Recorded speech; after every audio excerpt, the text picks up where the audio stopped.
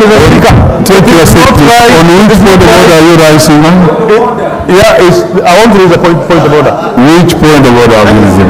It is not right, Mr. Speaker. That is debate. It's not right, Mr. Speaker. We stand here to segment this nation when we are professionals in the Republic of Kenya with knowledge of each and every corner of the Republic of Kenya. Not only knowledge about each and every corner of the Republic of Kenya, but also the region of East and Central Africa. We have Kenyans who have gone to school very well, who can be able to serve in each and every board, regardless whether it is Coast Board or Fire Development Authority or East and or Tana River. Mr. Speaker, we will be driving this country in the wrong direction, where we want to segment our nation in tribal groups, and it is very shameful, Mr. Speaker, for our honorable leader, deputy leader of majority, to champion that kind of thing. I submit. Honorable Speaker, I want to say this. The best expert. Order, members. Honorable Speaker. Honorable Speaker. Honorable Speaker. Order, members. I'm on the floor. Order. Roku has made his point, and so clearly. You may proceed. I want to say this. The best professional, the best expert on matters coast is a guy from the coast region. There can never be any other expert, Honorable Speaker, better than the person who comes from the coast region.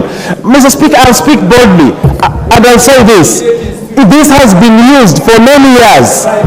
It has been used for many years to marginalize communities in their own region, where people bring board members from other places to come and be members of boards in certain regions and use it to oppress and take away resources. Honorable Speaker, I'll stand by that. The best experts in coast are in the coast. They will take over all the boards in the coast because that's what it must be. Honorable Speaker, that I will stand for. So we must reform these regional bodies to ensure that people from a certain region run their boards, just like counties. People from the same counties run their counties. That we will stand by. You can have your opinion, CNN, because you want to come to the coast and colonize the people from the coast. We will not allow you that space at all. People from the coast will manage their resources. If you don't have an RDA, go and create yours. But I think we have heard you, and you may take your seat. Honorable members, you don't have to shout. You just come in procedurally and you'll have your speak on this. Could we have Honorable Tendamolo, do you want to speak on this? Proceed. And that's the orderly way in which you want to run the House, not shouting. Proceed, Honorable Tendamolo.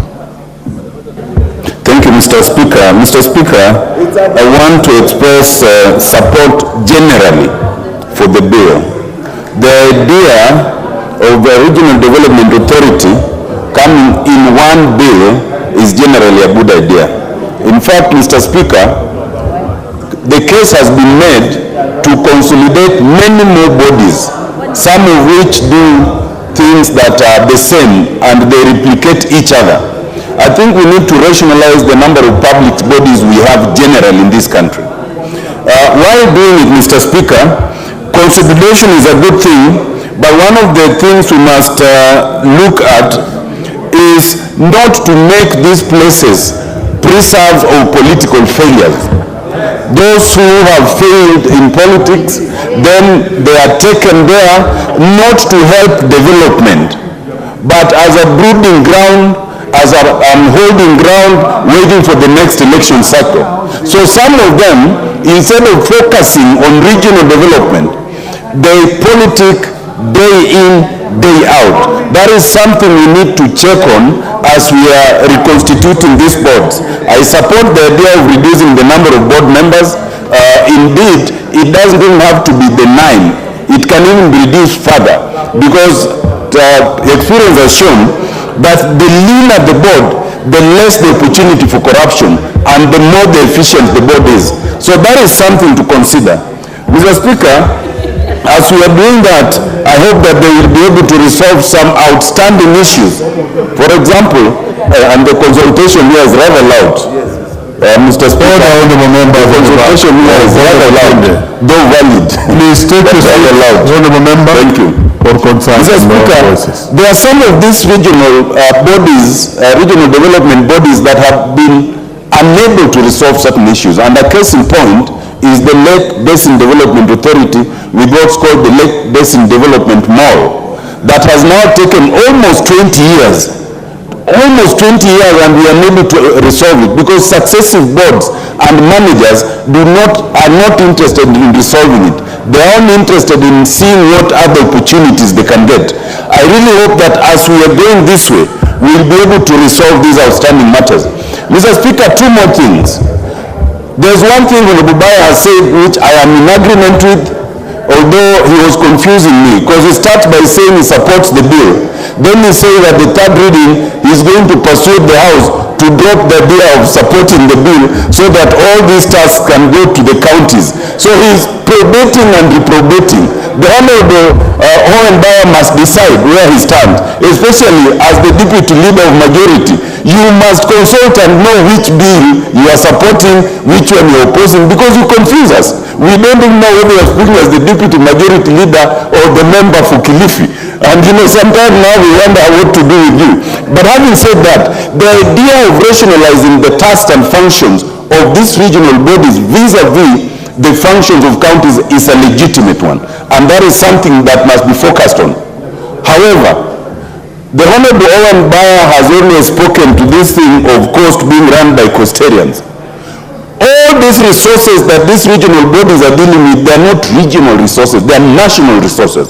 Even if it's Lake Victoria, it's not a resource for Nyanza, it's a resource for Kenya.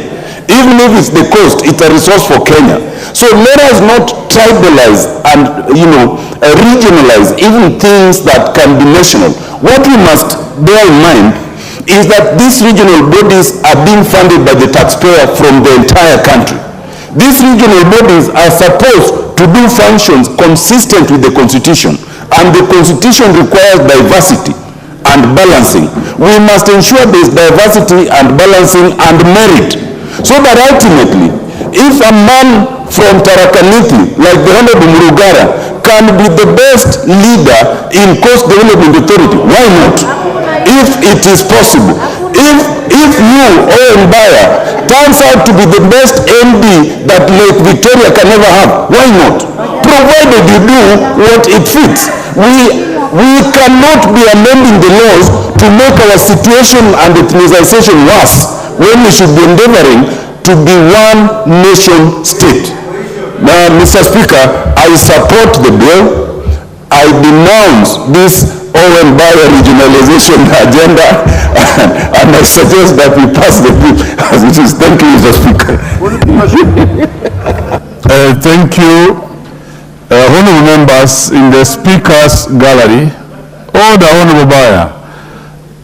Honorable members in the Speaker's Gallery is St. Francis Girls Mangu, Gatundu North Constituency, Kiambu. Do you have any member of Kiambu region to just welcome the girls? Let me give to Senior Counsel that opportunity to welcome the girls in the house.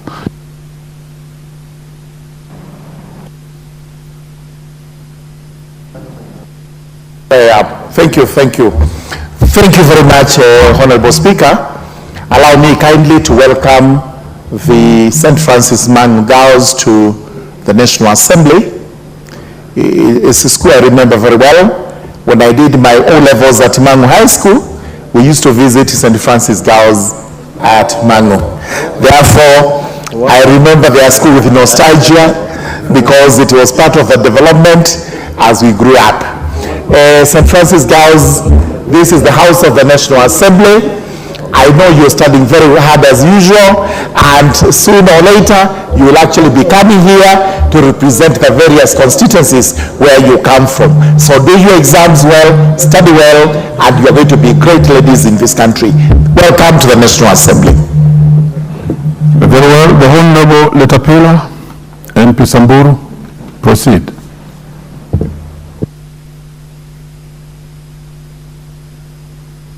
please.